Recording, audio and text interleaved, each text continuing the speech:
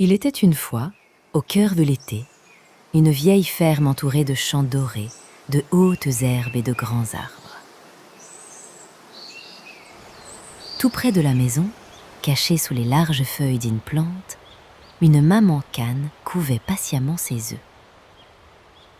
Elle attendait depuis longtemps, très longtemps. Puis, un beau matin, crac! Une petite coquille se fendit. Coin, coin! Une minuscule tête jaune apparut. Puis une deuxième.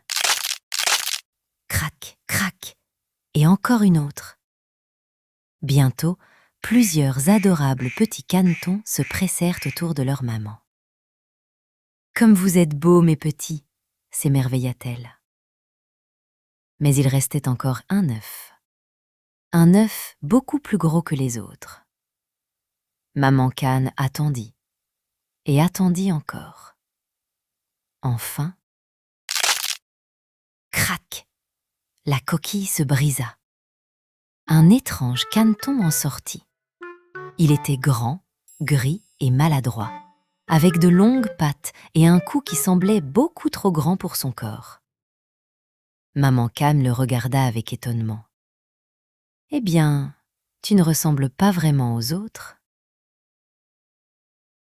Les petits canetons s'approchèrent. « Pourquoi est-il si grand? Et pourquoi est-il tout gris ?» Le petit baissa timidement la tête. Mais maman cane se plaça près de lui. « Peu importe, c'est mon petit, lui aussi. » Quelques jours plus tard, elle conduisit toute sa famille jusqu'à la basse-cour. Les petits canards découvrirent les poules, les oies, les dindons et tous les autres animaux de la ferme. Mais dès qu'ils aperçurent le grand caneton gris, les animaux commencèrent à chuchoter. « Regardez celui-là! Qu'il est étrange! Quel vilain petit canard !» Même ses frères et ses sœurs finirent par se moquer de lui. On le poussait, on lui donnait des petits coups de bec, on refusait parfois de jouer avec lui. Le pauvre caneton ne comprenait pas. Il essayait pourtant d'être gentil avec tout le monde. Un jour, n'en pouvant plus, il s'enfuit de la ferme.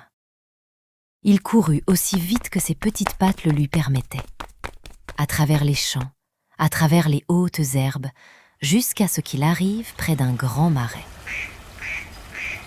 Là vivaient des canards sauvages. Ils observèrent le nouveau venu. « Tu es vraiment drôle à regarder, » lui dirent-ils. Le petit canard soupira. « Je sais. » Il resta quelque temps près du marais, heureux qu'on le laisse enfin tranquille. Mais bientôt, il dut repartir. Il marcha longtemps et finit par découvrir une petite maison. Une vieille femme y vivait avec son chat et sa poule. Elle accepta de recueillir le petit canard. Mais la poule ne tarda pas à lui demander « Sais-tu pondre des œufs ?» « Non. » Le chat s'approcha à son tour. « Sais-tu ronronner ?» Non plus. « Alors à quoi peux-tu bien servir ?» Le petit canard tenta de leur expliquer ce qu'il aimait.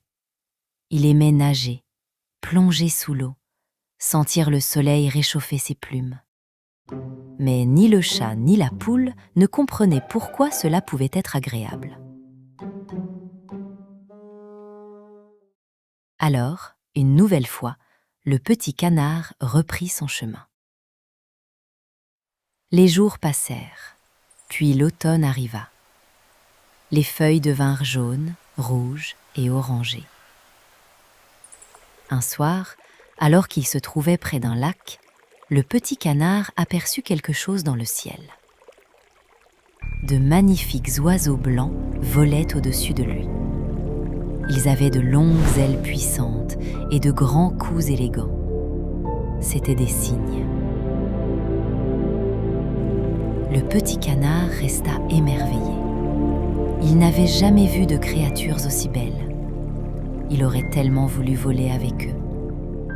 Mais les cygnes disparurent au loin. Puis vint l'hiver.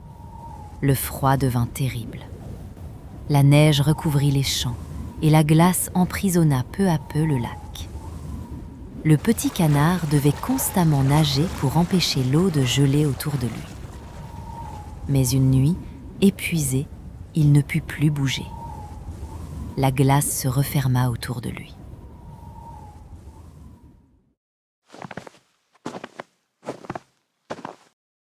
Heureusement, le lendemain matin, un paysan le découvrit. Il brisa la glace et emporta le pauvre animal chez lui pour le réchauffer. Mais le petit canard, effrayé par les enfants du paysan, s'échappa. Il passa le reste de l'hiver comme il le put, caché dans les roseaux et les buissons. Puis, enfin, le printemps revint.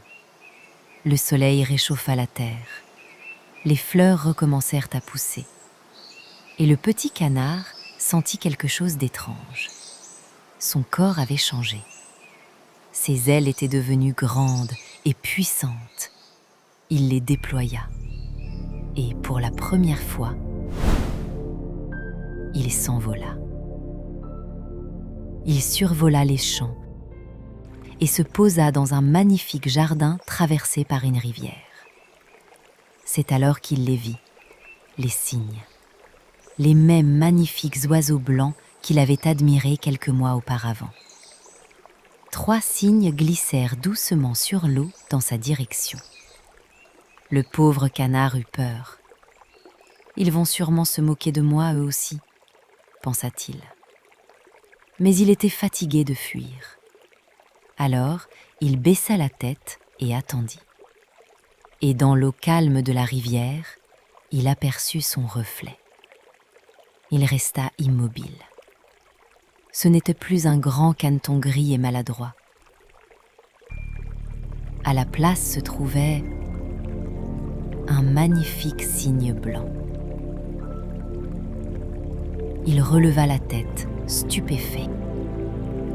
Les autres cygnes s'approchèrent et l'accueillirent parmi eux. Sur la rive, des enfants les observaient. L'un d'eux s'écria « Regardez, il y en a un nouveau !» Un autre répondit « Et c'est le plus beau de tous !» Le jeune cygne se sentit presque gêné. Lui qui avait passé tant de temps à croire qu'il était laid et différent. Il comprenait enfin. Il n'avait jamais été un vilain petit canard. Il avait simplement grandi au mauvais endroit, parmi des oiseaux qui ne lui ressemblaient pas. Et tandis qu'il nageait auprès des autres cygnes sous le soleil du printemps, il se sentit heureux comme il ne l'avait encore jamais été. Car après toutes les épreuves qu'il avait traversées, il avait enfin découvert qui il était.